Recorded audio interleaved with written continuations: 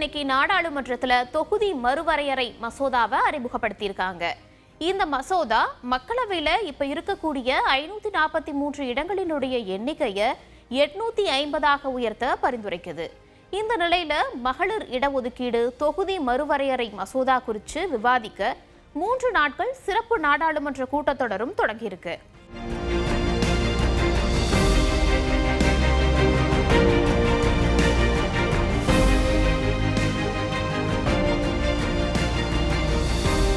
மேல குறிப்பிட்ட 2 மசோதாக்கள் உட்பட யூனியன் பிரதேச சட்டங்கள் திருத்த மசோதா அப்படின்னு 3 மக்களவையில இன்னைக்கு தாக்கல் செய்யப்பட்டிருக்கு. முன்னதாக இந்த மசோதா தாக்கலுக்கு வாக்கெடுப்பும் நடத்தப்பட்டுச்சு. வாக்கெடுப்பை குரல் வாக்கெடுப்பாக நடத்த எதிர்க்கட்சிகள் எதிர்ப்பும் தெரிவிச்சாங்க.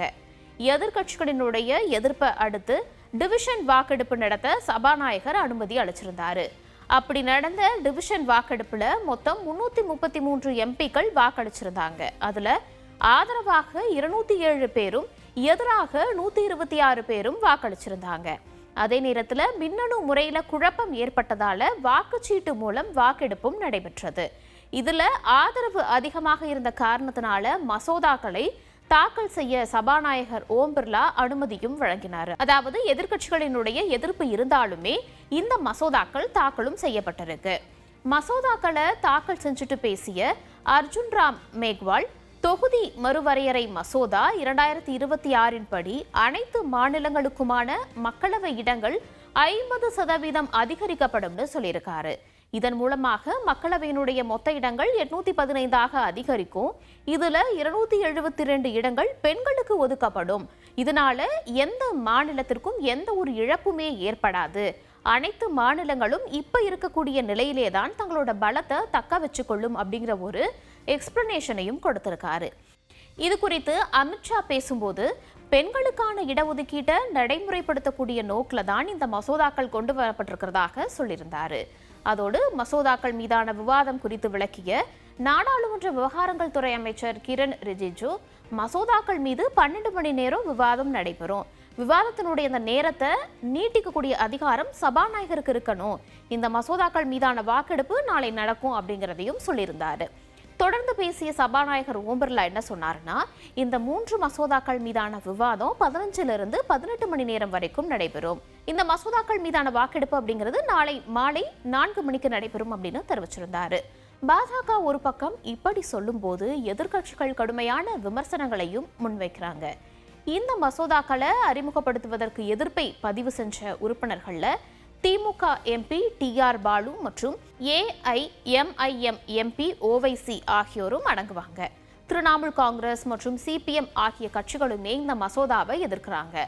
நாடாளுமன்றத்தினுடைய மக்களவையில் உரையாற்றிய காங்கிரஸ் கட்சியினுடைய KC வேணுகோபால் என்ன சொல்றாரு அப்படின்னா, மத்திய அமைச்சர்கள் அர்ஜுன் ராம் மேக்வால் மற்றும் அமித்ஷா ஆகியோரால் அறிமுகப்படுத்தப்பட்ட மசோதாவை நான் எதிர்க்கிறேன் அப்படின்னு சொல்லியிருக்காரு.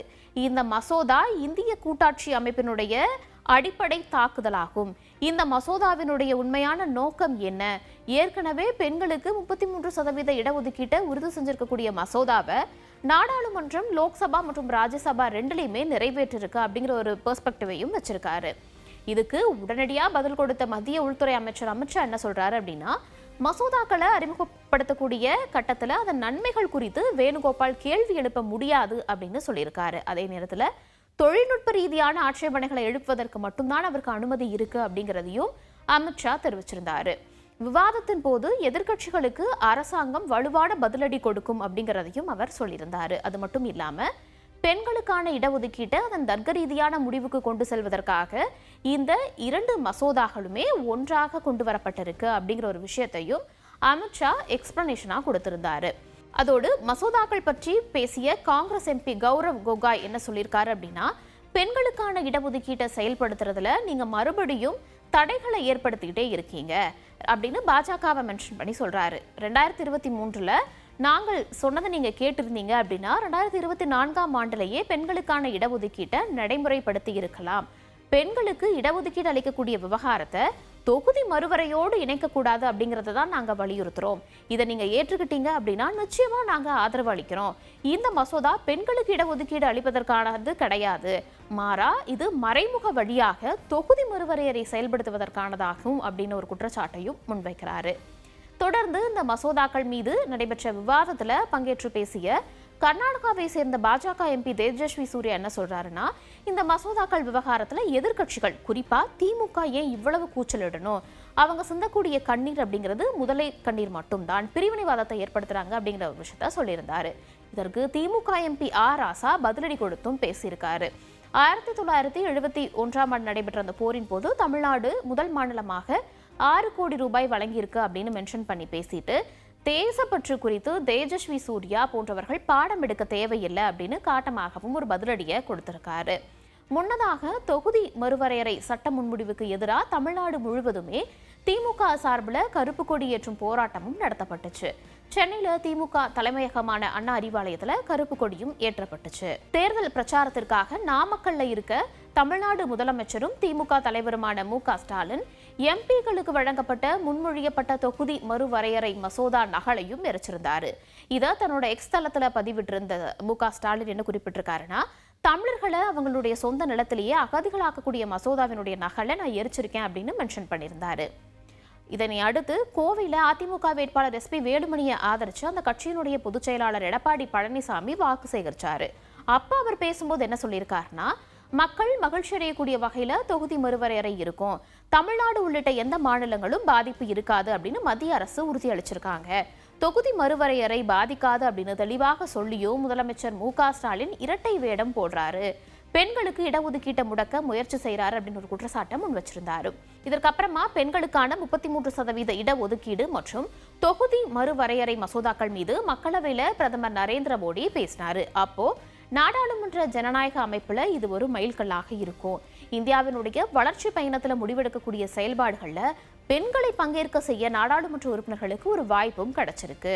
21ஆம் நூற்றாண்டுல இந்தியா நம்பிக்கையுடன் முன்னேறியும் போகுது, வளர்ச்சியடைஞ்ச இந்தியா அப்படிங்கிறது நல்ல உட்கட்டமைப்பை மட்டுமே குறிப்பதாக இருக்காது, கொள்கை வகுக்கிறதுல பெண்களினுடைய பங்களிப்பையும் குறிக்கும். பெண்களுக்கான இடஒதுக்கீட்டை எதிர்த்தவங்களை நாட்டினுடைய பெண்கள் ஒருபோதும் மன்னிக்க மாட்டாங்க. பெண்களுக்கு இடஒதுக்கீடு வழங்குவதற்கான இந்த முக்கிய வாய்ப்பை நாடாளுமன்ற உறுப்பினர்களாகிய நம்ம எல்லாருமே தவறவிட வேண்டாம் அப்படின்னு மோடி சொல்லியிருக்காரு. அது மட்டும் இல்லாம பெண்களுக்கான இடஒதுக்கீடு மசோதாவை எதிர்க்கிறவங்க நீண்ட காலத்திற்கு அதற்கான விலையை கொடுக்க நேரிடும் அப்படின்னு பேசியிருக்காரு.